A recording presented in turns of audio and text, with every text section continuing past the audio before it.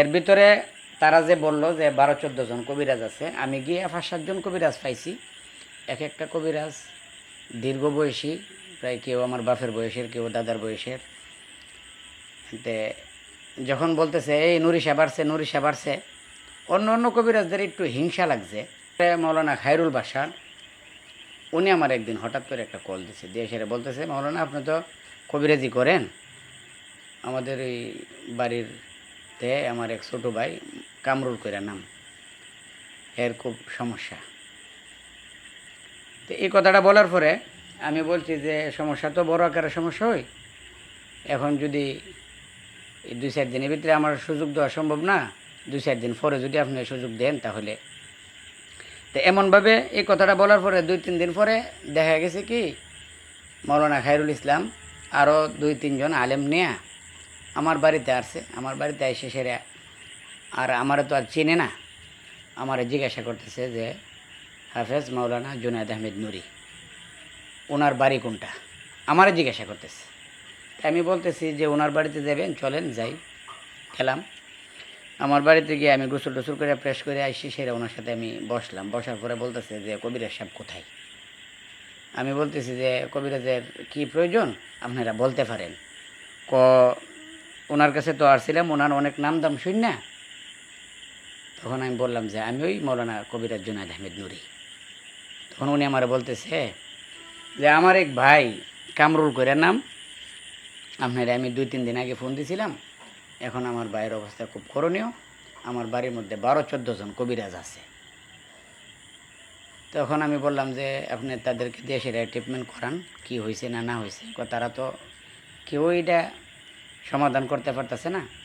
তখন বললাম আমি গেলে যদি সমাধান হয় তাহলে আল্লাহ চাহিত আপনাদের সাথে আমি গেলাম। পরে প্রাইভেট কারে ওনার সাথে আমি গেলাম ওনার গ্রামে, গ্রামের বাড়ি হয়েছে বুল্লা। গিয়া দেখলাম যে একটা চাদর দিয়া ঢাকা একটা লাশের মতন শুয়ে রয়েছে। তো এর ভিতরে তারা যে বলল যে 12-14 জন কবিরাজ আছে, আমি গিয়ে 5-7 জন কবিরাজ পাইছি। এক একটা কবিরাজ দীর্ঘ বয়সী, প্রায় কেউ আমার বাপের বয়সের, কেউ দাদার বয়সের।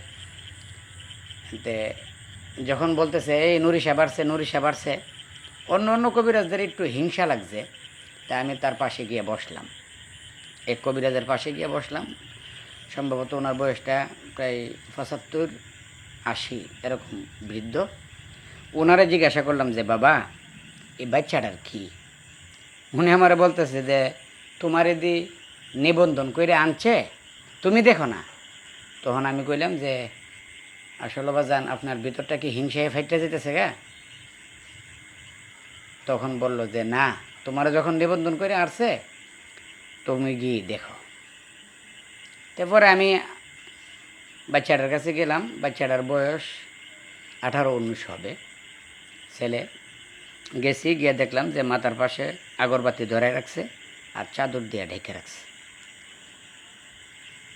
আমি গিয়ে সেটা ওই বাচ্চার মারে দেখলাম যে এই জায়গার মধ্যে কান্নাকাটি করতেছে, তসবি নিয়ে আল্লাহর নাম জপতেছে। আমি জিজ্ঞাসা করলাম যে মা এই বাচ্চাটার কী। তে বলতেছে যে বাচ্চাটা, যারা আমার বাড়িতে কবিরাজরা আছে তারা সকলে বলছে যে বাচ্চাটা মরছে না, বাচ্চাটা জীবিত আছে। এই বাচ্চাটার নাকি এই ফড়ি আক্রান্ত করছে। তা আমি আল্লাহর নামের উপরে কিছু কোরআন তেলাওয়াত, বিভিন্ন ধরনের কিছু ইসিম, বিভিন্ন ধরনের উলিয়া উলিদের কিছু দোহাই পইরা আমি আল্লাহর নামের উপরে এই বাচ্চাটার একটা ফু দিলাম। দেওয়ার পরে এই বাচ্চাটা প্রথম ফু যখন দিছি তখন বাচ্চাটা শোয়ার থেকে উঠতে বসছে। বসার পরে লোকদেরকে বললাম যে আপনারা যদি কান্নাকাটি করেন তাহলে যে অবস্থা ছিল ঠিক সেই অবস্থার মধ্যে আমি আবার রেখে যাম। তো এলাকাটা ছিল একটু, তারা অনেকে অনেকভাবে ভক্তি করতে আসছে। তখন আমি বললাম যে যদি ভক্তিও করো তাহলে আগে যেরকম ছিল ঠিক এরকমই।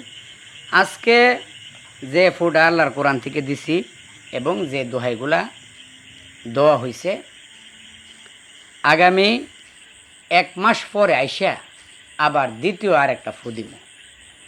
মূলত হয়েছিল এই ছেলেটা এক জায়গা থেকে ছিল জ্বালা তোলার জন্য, ক্ষেত লাগানোর জন্য জ্বালা তুলবে, জ্বালা তোলার জন্য গেছে। তখন জ্বালা তোলার জন্য যাওয়ার পরে এই ছেলেটা তখন তার পায়খানার বেগ হই, তখন এক গাছের নিচে গিয়ে সেটা ছেলেটা পায়খানা করছে।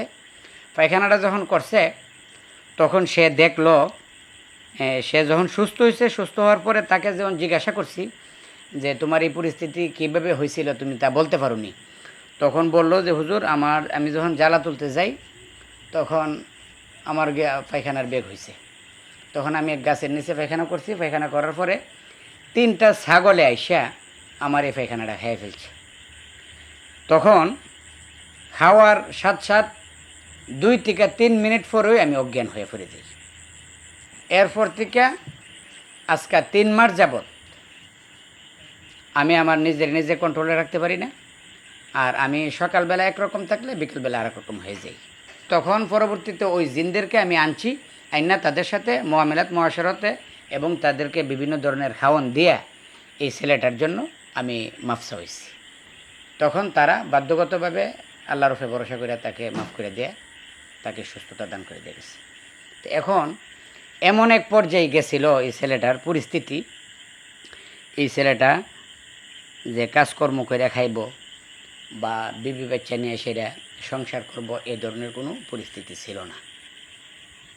তো দেখা গেছে আমি গুনাহগারের তকদিরের মাধ্যমে বা আমার চেষ্টার বিনিময় আল্লাহ তাআলা তাকে শেফা দিছে এবং সে এখনও পর্যন্ত, আজও পর্যন্ত এই ছেলেটা বিভিন্ন জায়গার মধ্যে কাজকর্ম করে তার মা বাপকে নিয়ে সেটা জীবনযাপন করতেছে।